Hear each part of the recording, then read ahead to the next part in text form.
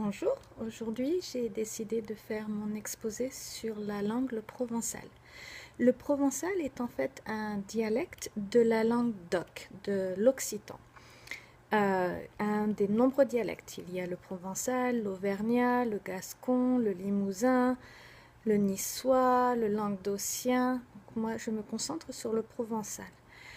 Euh, le nom vient du nom de la Provence, qui elle tient son nom de Provincia Romana, qui était un territoire déjà occupé par les Romains à partir de 125 avant Jésus-Christ.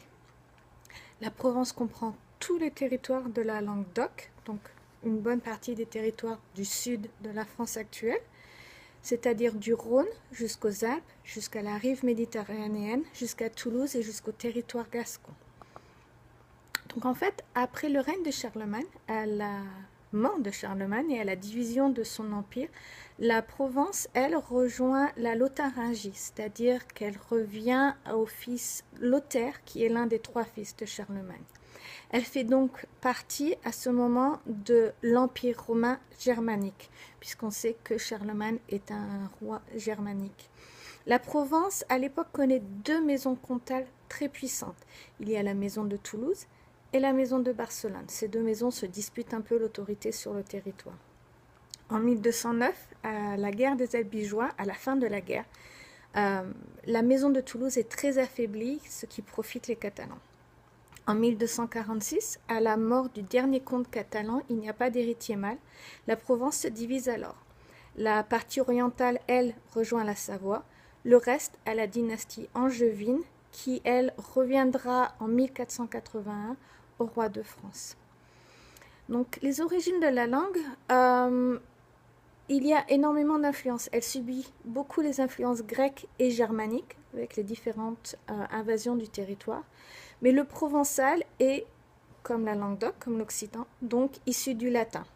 Donc on sait qu'à l'époque, la France est divisée avec la langue d'oïl, plus germanique, au nord, et la langue d'oc au sud.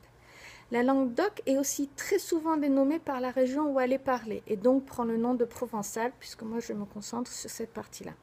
C'est au XIIe siècle que la langue connaît son véritable essor, et ce jusqu'à 1539 et à l'ordonnance de Villiers-Cotterêts qui, à l'époque, impose l'usage de la langue française. Dès lors, on constate des orthographies différentes suivant la région, ce qui donne le jour pour la langue d'oc à de multiples dialectes, comme je l'ai déjà signalé, donc aussi le provençal. Oups. Donc la morphologie, en fait, il existe deux formes de provençal. Il y a la forme mistralienne, qui, elle, est appelée la forme dite phonétique, qui prend son essor dans les années 1850 et qui vient de l'écrivain Frédéric Mistral.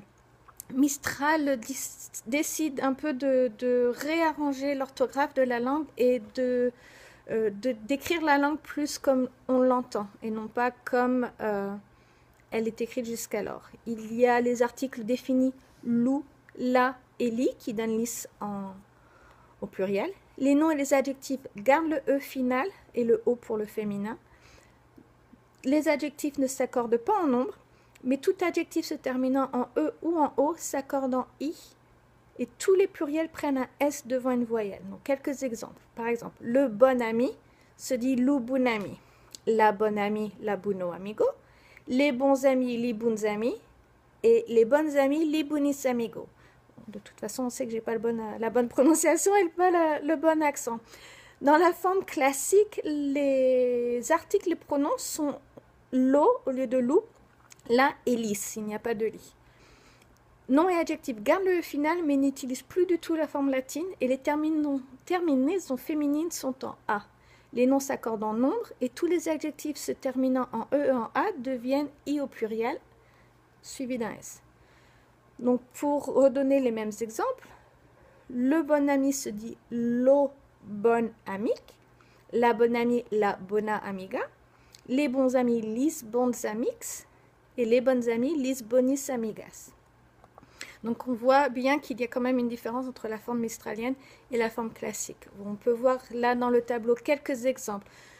Donc là, c'est des exemples où la prononciation est identique, mais l'orthographe est différente. Donc, par exemple, on prend pour dire O, en graphie mistralienne, ce qui s'écrit A-I-G-O, en graphie classique A-I-G-A, mais qui se prononcent tous les deux Algo. Pour un autre exemple, prendre occitan, la langue de l'occitan en forme mistralienne s'écrit O-U, alors que dans la forme classique, ça s'écrit déjà O-C-C-I-T-A-N comme en français, mais qui se prononcent tous les deux occitan. Donc, juste quelques exemples. La phonologie est... quelques exemples. Le phonème che s'écrit déjà comme en français CH. On a bien une distinction entre le V et le B qui, eux, se perdent dans certains autres dialectes. En provençal, on garde la distinction entre V et B. Il y a aussi une distinction entre le R et le R roulé, que je ne suis pas capable de faire. Ce R uvulaire est souvent préféré et en fait, c'est un peu plus proche du R prononcé en espagnol ou en italien. Les voyelles varient d'un dialecte à l'autre et offrent de grandes différences entre le provençal, le gascon, le languedocien. Mais quelques règles sont quand même présentes et sont unanimes. Les voyelles stressées comme « et » deviennent la voyelle « e ». Donc, par exemple, on dit « terra », mais on dit « teresa ». La voyelle stressée « o » devient la voyelle « u ». Donc, comme par exemple, « code » pour le verbe devient « cudifica ». Comme en français, le provençal met l'accent sur la voyelle finale, mais au contraire du français, il est aussi possible que l'accent se trouve sur la voyelle de la syllabe pénultième, donc la syllabe avant la syllabe finale. Et les voyelles finales sont souvent prononcées. J'ai aussi mis un exemple de la prononciation avec un graphe de l'IPA.